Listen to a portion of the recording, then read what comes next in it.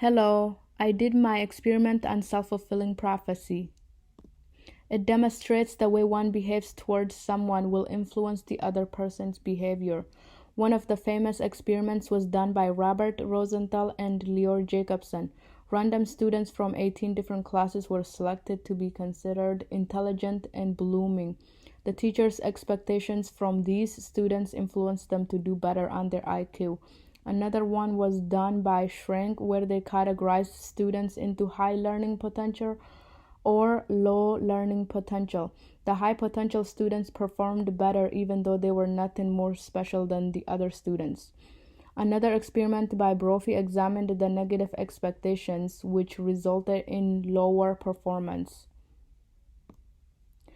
My proposed research will demonstrate how both negative and positive expectations provided by two confederates to the participants could lead to a self-fulfilling prophecy. 200 undergraduate students at NSU will participate, ages 18 to 25, in the Parker's building. The participants would think they're there for an apple juice sampling experiment to help a company decide which one is the best.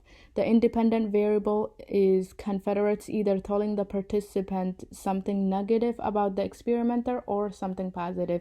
The dependent variable is participants' survey responses about their experience with the experimenter. It is predicted that the participants who will be told by the confederates that the experimenter in the room is rude will rate them lower, and the participants who will be told the experimenter is kind will rate them higher, even though the experimenter will behave the same way for both conditions.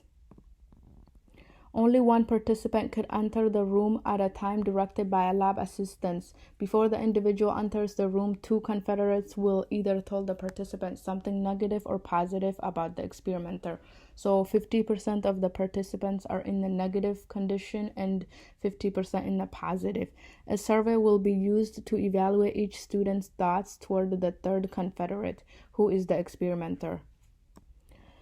After the participants enters the room, they will interact with Confederate number 3 for about 2 to 3 minutes, and Confederate number 3 will behave the same exact way for both conditions as they explain about the different apple juices and sampling them.